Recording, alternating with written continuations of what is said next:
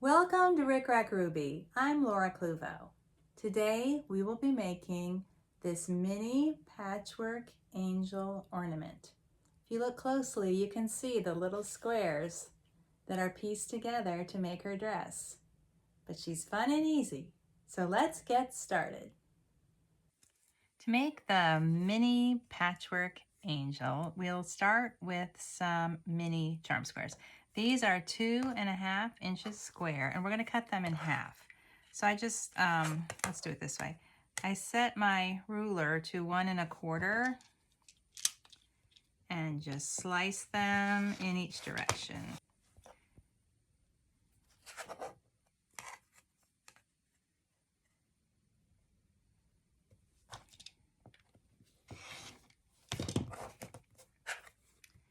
There we go. I've already cut many squares and I have lots to choose from.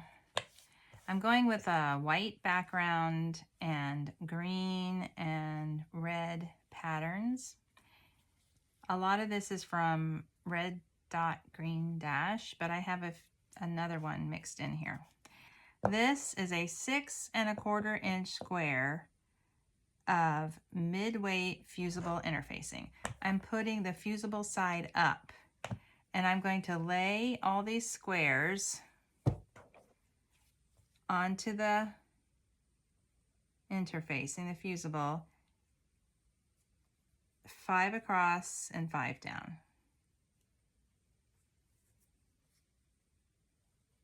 I just try not to get two the same next to each other or above and below one another.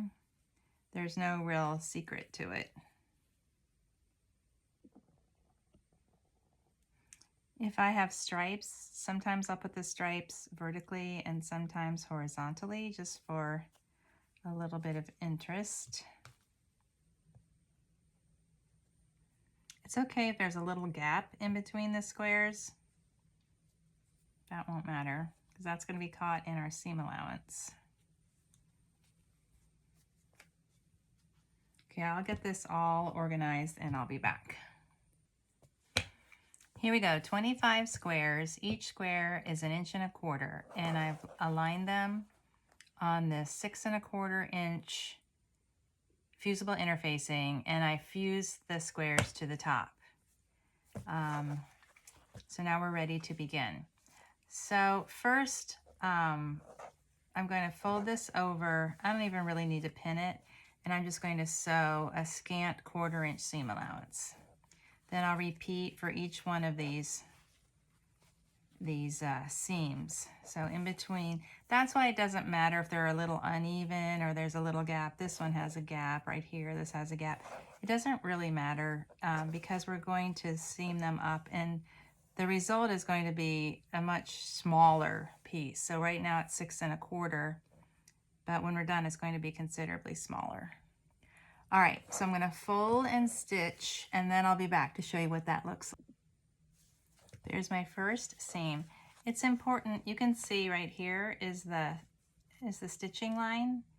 I just need to have it big enough so that I can cut the seam allowance apart and spread it out flat and press it.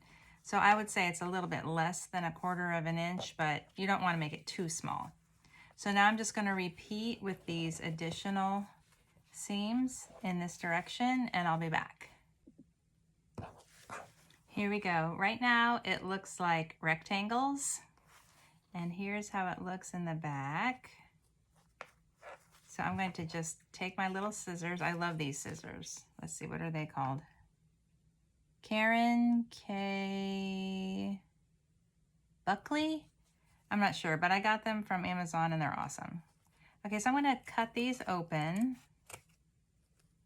and then go over to my iron and press them open and flat. Like I say, this is kind of a small blade so I can get it in there. And I suppose that, you know, if you wanted to, if you had big scissors, you could cut it like this. Just cutting the very edge off if you didn't have such small scissors. So you can see this, and yeah, I know it takes a little bit of spray starch and kind of finger pressing to get these all flat, and then I'll press them and I'll be back. Okay, it looks like this. Here's the back, here's the front.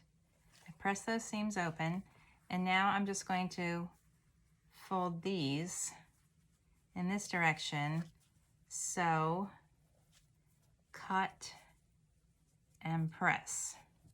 So I'll have these little squares in both directions. You can see that I did not use any directional prints. We're actually going to cut this on the diagonal, and directional prints are problematic. So let's just start off with, kind of all over scatter prints. Here we go. Now again, I'm going to cut open these seam allowances and press them flat. Here's my pattern. It is about 4 1/4 tall.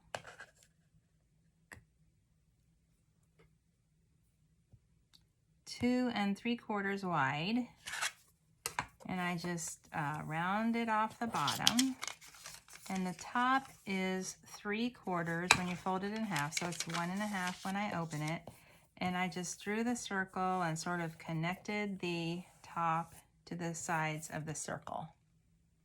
So this is the pattern, and remember, you're going to cut it on the diagonal. So turn.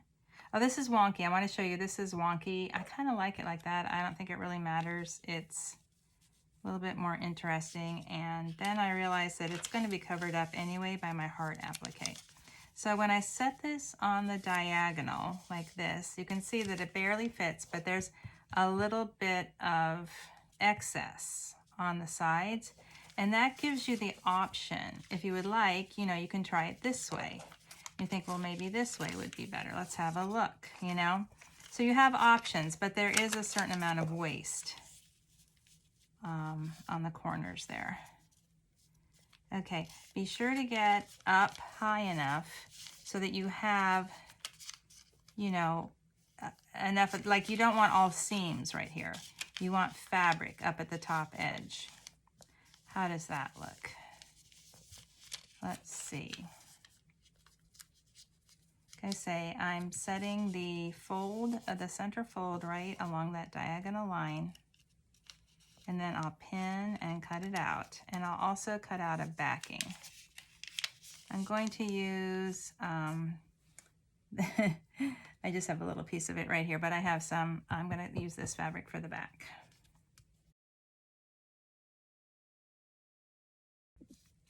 I just rough cut a piece of this for the backing. But first we're going to decorate this with a little heart. So here's my heart pattern. And I've cut it from, this is the paperback fusible web, like a Wonder Under or HeatnBond. This is actually HeatnBond. And let's see. This is about 1 3/4 tall and 1 inch across. And then I just kind of folded it in half and cut it into a little heart shape. So I'm going to go ahead and fuse this to the back of this red fabric and cut it out, and then I'll center the heart on here. I'll come back and show you how I do this, but I just want you to know where we're headed. Here's my heart with the fusible, the backing right here.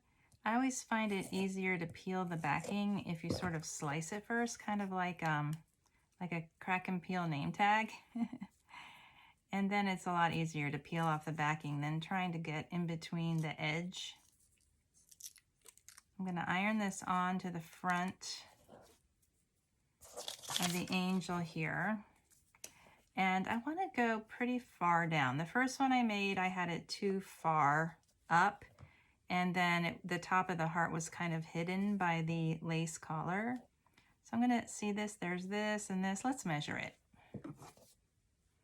I'm going to say 1 1/4 inches down from the top. And I'm going to sort of center that, let's see. and I'm going to go press it. Then I'll come back to my machine and I'm going to do a machine blanket stitch in white all the way around the edge of the heart. I'm also going to machine stitch all the way around the edge, just so that these little seam allowances don't get caught when I'm sewing this together. So really close to the edge around the whole thing, and then a blanket stitch around the heart. Okay, my front is done, and now I'll put right sides together and stitch around the outside, leaving the top open. From here on out, it's just like making another angel. We've got the hard part done. This is sewn right sides together. I always backstitch a few times at each end, and this is open here. So I'm going to cut this out with my pinking shears.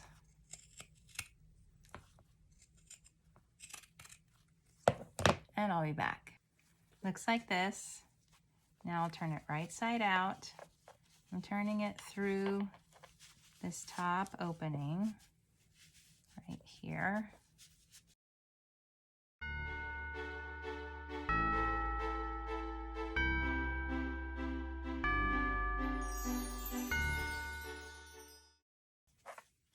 That looks good.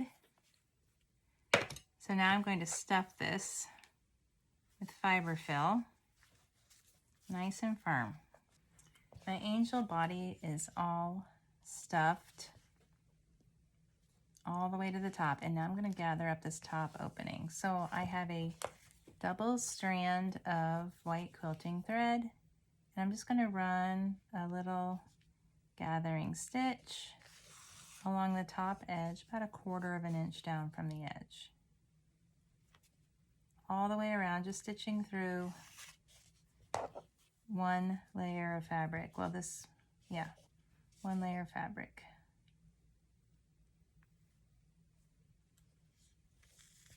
And then when I'm drawing it up, I'm going to make sure I tuck in all those raw edges like this. That looks good. And now I'm going to sew, around maybe one more time.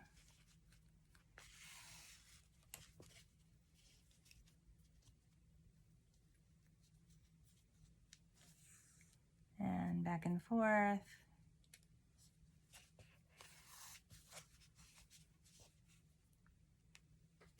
There we go. And then finally my trick for knotting off the thread is to sew through the back here. There's going to be a wing piece that glues on here, so I don't have to worry about that. And make a little French knot. Reinsert my needle right there where it came through. And then just gently tug that through. So now the knot is gone, it's on the inside. I've already prepared the little faces. These are 1-inch ball knobs. Let's see. Let's use this one. 1-inch ball knobs, and I've already made the face, and you can make the same face. This is the Rick Rack Ruby face, following the instructions in my Focus on Faces video. So I'm just going to squeeze out some hot glue right here and press it onto the top. That also helps to make sure that the gathering is secure at the top. I'm going to hold this for a second until the glue kind of hardens. For the collar, I have about 15 inches of this flat white lace. The lace is about 3/4 of an inch wide. I'm going to secure the end of this doubled strand of quilting thread in the fold right there, and then I'm just going to go through and gather that up.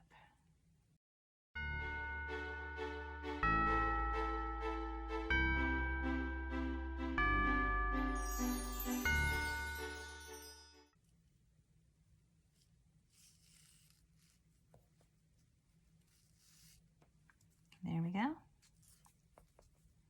And now I'll place this collar around her neck, joining the ends in the back.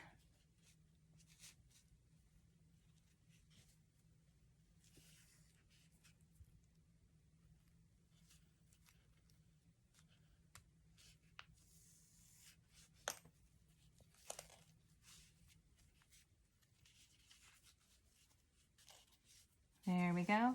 Now, I like how I can see the entire heart. I'll show you the one I made where I put the heart up too high. Let me secure my thread back here. Here's the first one I made.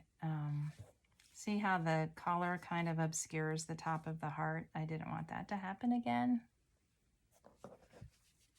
That looks good. Let's get started on the hair.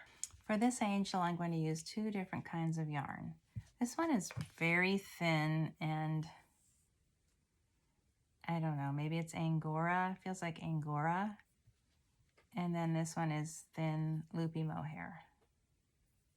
I'm going to use them together, treating them as one yarn. This is a 3x5 index card. I'm going to fold it in half. And then I'm just going to wrap this along the open edge so the fold is right here. I'm going to wrap it about 30 times.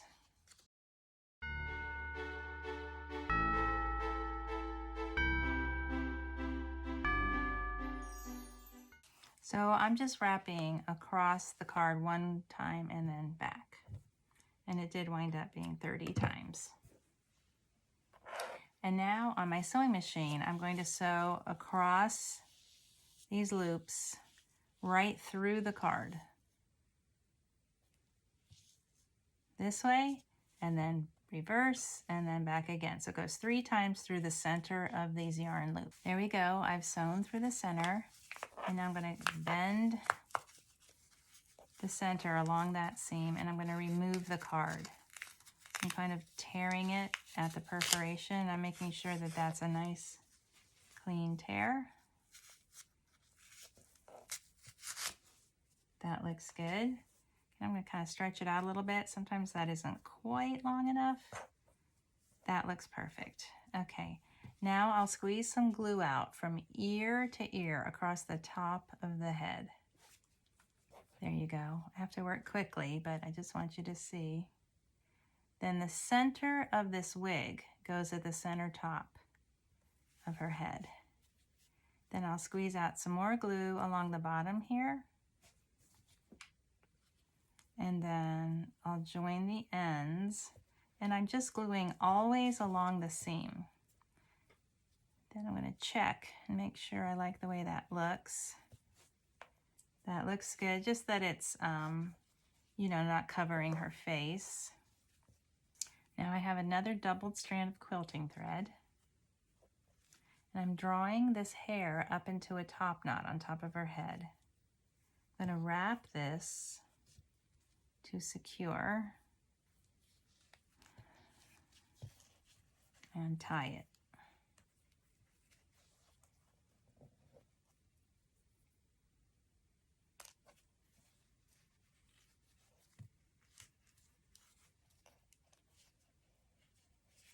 That looks good. Just going to tie it in a square knot.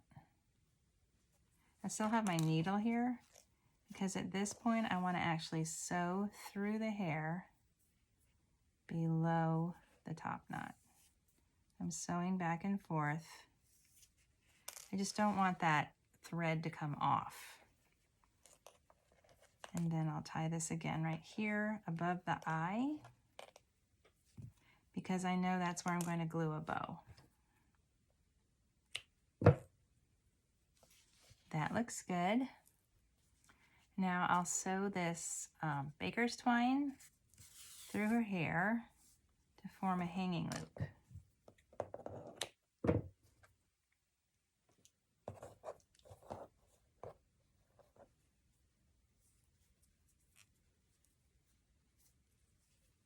Good. And then a halo. This is 20 gauge gold wire, just from the craft store. So let's see here. Bead Smith. I think it was from Michael's. I'm not sure though. Okay, so I have maybe 6 or 7 inches of this gold wire. I'm crisscrossing and twisting this to make a stem. Like that, and then I'll shape that into a circle and bend this up like this. Okay, I trimmed the stem a little bit, And I've added some hot glue. I'm going to press that into the center of her top knot. That looks good. I like it to be sort of incorporated into the style and not just floating way above. That looks good. Then I'm going to add this little bow. This is a pre-tied bow from La Petite's Paper Studio.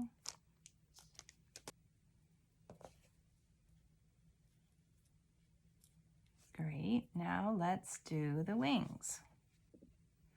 To make the wings, I've drawn a 4 3/4 inches circle onto the smooth side of this mid-weight fusible interfacing. I'm going to fuse this to the back of my wing fabric. There we go. Now I'll cut it out. See, it's on the wrong side, of course.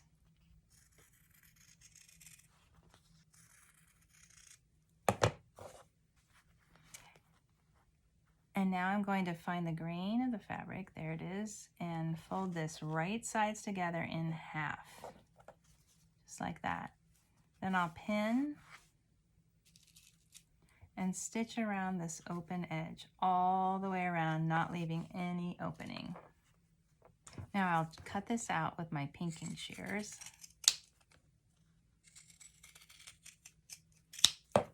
That looks good. Then I'm going to fold this in half just to determine the center. And then with my disappearing marker, I make a little plus sign here, starting about 1/2 inch down from the fold. And then I'll pinch this, leaving, see, only 1 through 1 layer. And then cut out on that little plus sign. It doesn't have to be perfect. And then I'll turn it through that opening. It shouldn't be hard to turn. If it's hard to turn, you need to make it a little bit bigger because that's going to be glued to the back of her head, and we're not even going to close up the opening. It's going to be fine. I'm turning this all the way out. I'm getting all the way to the edge. That looks good. I think I'm going to pull that out with my needle. See, this little corner isn't all the way out, so I can pull this out with my needle. There we go. Good. Same thing over here. That looks good. And now I'm going to press this flat. Here's my wing piece. I've threaded my machine with red thread now, and I'm going to add a decorative stitch around the edge. I'm going to do a scallop. You can use anything, even a zigzag or a straight stitch, or you could add some trim, anything you like. And it's important to, when you make the decorative stitch, that you put it on the front of the wing piece. See, this is the front with the opening, because that's going to be glued to the back of her head like that. And that's our next step. I've just squeezed out some hot glue there in the center of the front of the wing piece. And then I'm going to glue that to the back of her head. Not down here where her shoulders are, just to the back of her head. And we're done. She turned out great.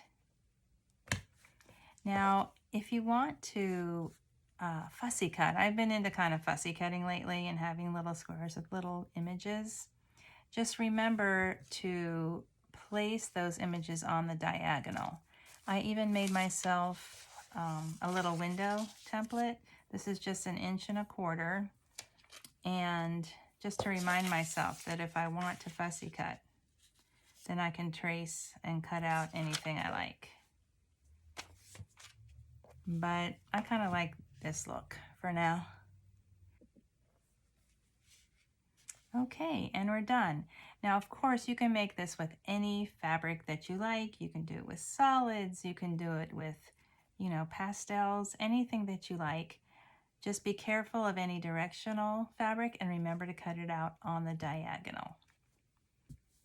And our mini charm square angel is complete. Thank you for watching my tutorial. If you're enjoying my videos, please like, share, and subscribe.